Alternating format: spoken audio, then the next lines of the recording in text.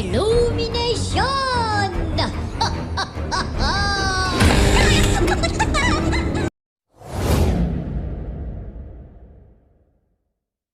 Hai guys, para penduduk bumi dimanapun kalian berada, baik yang sedang udut, ngopi, maupun yang sedang ngebangsat ayam tetangga. By the way, gimana kabar kalian dan keluarga? Semoga aja baik-baik aja ya. Kali ini saya akan membahas film yang tak asing lagi yang berjudul Perfume, A Story of Murder. Film yang bergenre crime drama fantasi ini diadaptasi dari sebuah novel yang sama berjudul Perfume yang ditulis oleh Patrick Süskind, menceritakan seorang pria bernama Jean Grenouille yang terobsesi sebagai pembuat parfum terkenal di masanya. Tak perlu berlama-lama, sebelum mulai jauhkan sedikit layar, ambil posisi enak, lalier, here we go. Awal film dimulai diperlihatkan seorang lelaki yang bernama Jean Baptiste Grenouille yang terikat rantai, ia pun dibawa oleh sekelompok orang bersenjata di masanya. Lalu ia dibawa ke balkon dan diumumkan ke semua warga yang mengumpul seperti menunggu keputusan sang pengadil. Ternyata pria tersebut dijatuhi hukuman mati dan diikat bersama salib dikarenakan banyak wanita mati karenanya. Dan film Perfume pun dimulai. Singkat cerita, Jan kini berumur 5 tahun. Ia masih belum bisa berbicara, tapi ia lahir dengan bakat yang unik di antara anak-anak lainnya. Ia bisa mencium setiap aroma benda yang ia pegang. Bahkan setiap anak seusianya merasa ketakutan dan membencinya dikarenakan ia berperilaku aneh. Beranjak remaja, kemampuan Jan semakin unik. Ia selalu mengetahui bau-bau aroma yang ada di sekitarnya.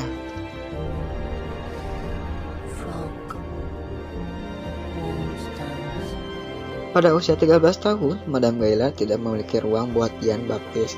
Lalu ia pun menjualnya ke seorang pria berkepala botak yang membawa Anjayani. Namun naas di perjalanan pulang, Madame Gaillard dirampok lalu ia dibunuh. Madame Gaillard. Derita terus menerjang Jean. Ia dikerjakan sebagai budak yang gajinya belum UMR pada masanya. Scene berganti, kini Jean beranjak dewasa. Ia pun dibawa si botak melakukan pengiriman ke kota. Singkat waktu, sampailah ia di kota seperti biasa. Ia selalu mencium aroma di sekitarnya.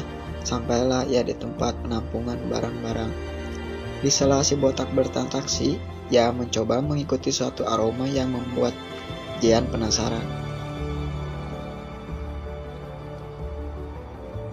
Toko parfum tersebut kembali Jean endus-endus.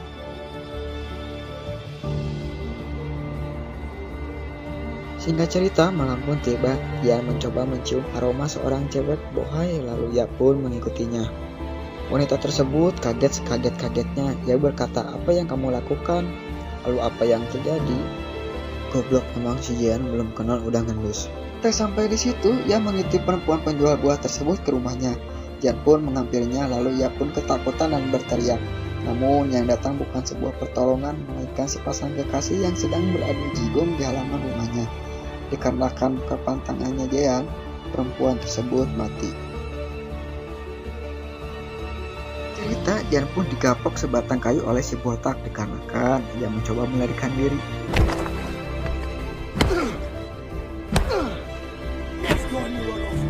Scene berganti, diperlihatkan seorang ahli parfum bernama Malesani yang sudah kehilangan jati dirinya membuat parfum dibandingkan para pembuat parfum di kota tersebut. Sang temannya pun mencoba memberikan sebuah parfum supaya bisa Malesani uji atau tiru. Singkat waktu, malam pun tiba. Ia dikagetkan oleh seseorang yang mengetuk pintu. Lalu apa yang terjadi?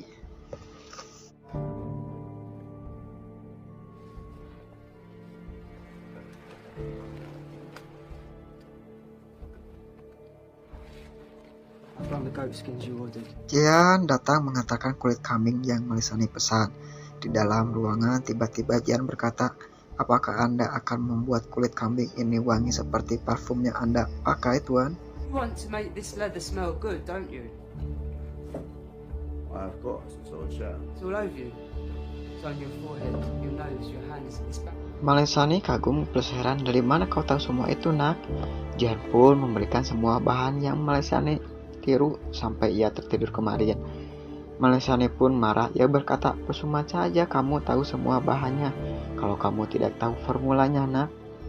Jean berkata, "Aku akan membuatkannya untukmu tanpa formula." Malesani pun memberikan kesempatan. Lalu Jean pun bergegas membuat parfum tersebut. But I can make a more insightful for you now. To prove your assertion, your grandiose failure will also be an opportunity for you to learn the virtue.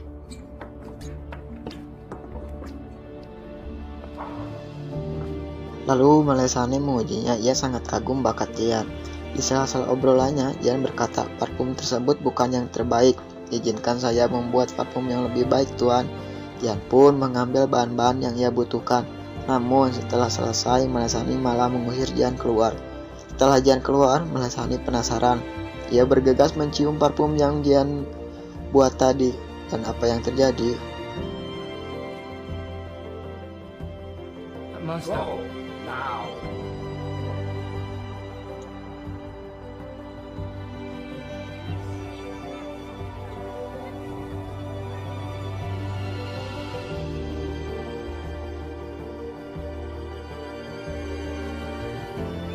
Rasanya seperti Anda menjadi Iron Man.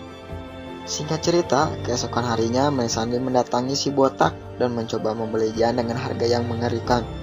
Akhirnya Jean bekerja sebagai pembuat parfum. Berkat keahliannya, toko yang asal mulanya sepi kini menjadi ramai karena aroma terbaru hadir di toko tersebut. Singkat waktu, Jean pun mengalami sakit yang begitu parah karena ia tak bisa lagi mencium bau.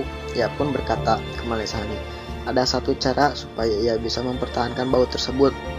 Melesane pun berkata kalau Jean harus pergi ke sebuah tempat bernama Grace supaya bisa menemukan apa yang ia butuhkan. Sebelum ia pergi, Jean memberikan 100 formula parfumnya ke Melesane. Jean pun pergi. Namun di sisi lain Melesane tak terbangun sambil memegang catatan formula yang Jean berikan.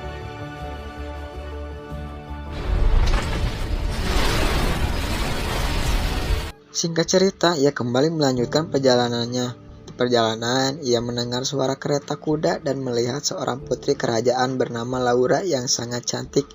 Kembali, ia mengejar kereta kuda tersebut.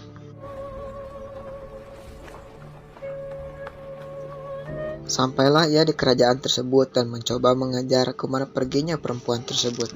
Scene berganti. Keesokan harinya terlihat warga sedang pesta panen bunga lavender. Terlihat Jean berada di sana sebagai pegawai bagian menyusun bunga-bunga. Ia pun dihampiri seorang perempuan pengelola tempat tersebut bernama Madame Gaillard dan seorang pengawalnya bernama Groth. Groth pun menyuruh Jean melihat bunga yang sedang direbus apakah matang atau tidak. Karena kemampuan indera penciuman Jean berkata masih lama matangnya. Lalu dia pun seperti abang jago menggepak kepala Jean. Singkat waktu, malam pun tiba. Terlihat sepasang kekasih yang sedang mencoba mantap kuadrat di kandang sapi. Namun si cewek menolaknya dikarenakan ia baru sehari pacaran. Ia pun menaiki anak tangga dan si cowok pun menyusulnya. Lalu si cewek pun mendorongnya hingga terjatuh. Sialnya, ia bisa naik tak bisa turun, sehingga tak ada yang mengambil tangga tersebut. Tak lama kemudian datanglah seseorang, dan apa yang terjadi?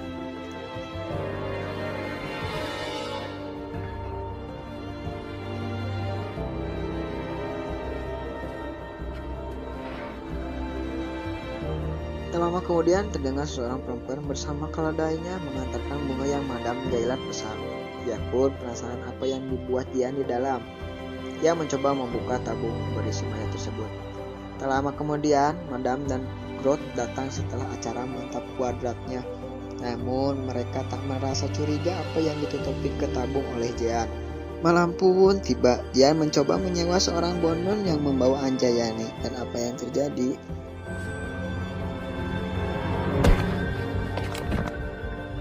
Scene berganti. Hari demi hari korban saling berjatuhan akibat ulah Jean. Ia pun mencoba memenuhi 10 botol atau 10 perempuan korban untuk dijadikan parfum. Singkat cerita, 9 botol pun terisi, tinggal 1 botol kosong. Lalu Jean berupaya membunuh Laura.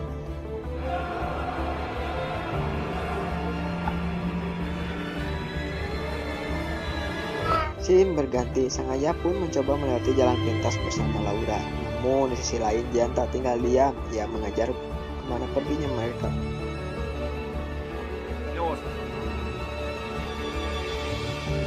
Di tempat lain terlihat Anjayani milik si Bonon datang ke tempat di mana Jean bekerja dan apa yang terjadi. Kembali ke sang ayah dan Laura, ia telah sampai di tempat penginapan dikarenakan hari sudah mulai petang.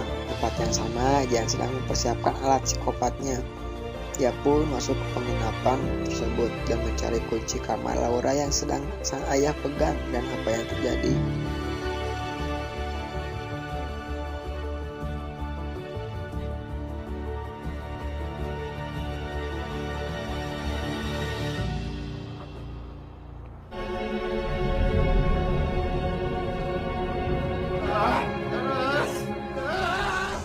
Singkat waktu, Jan pun berhasil mengisi semua botolnya. Namun, apa yang terjadi? On your feet!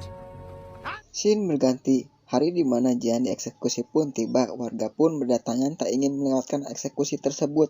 Terlihat datang seorang algojo perawakan seperti Hulk Hogan menaiki tempat eksekusi tersebut. Tak lama kemudian, Jan pun datang. Namun, apa yang terjadi?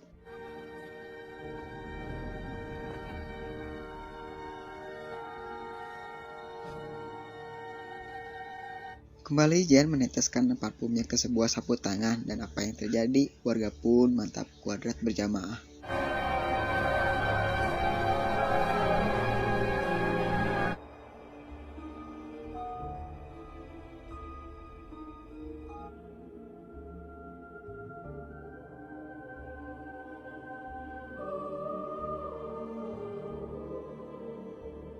Singkat waktu, semua warga pun tersadar mereka tak mengetahui apa yang mereka perbuat selama terhipnotis dan lupa semua tentang Jan.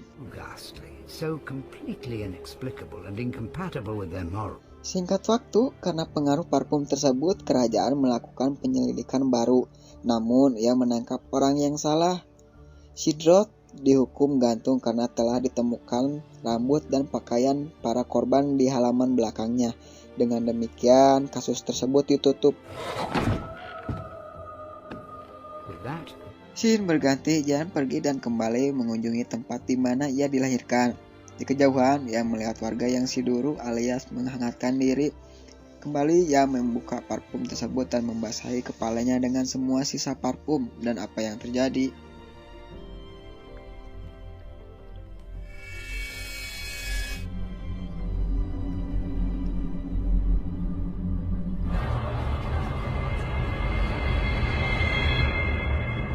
Ia pun mati dimakan warga, menghilang dari muka bumi, dan film pun selesai.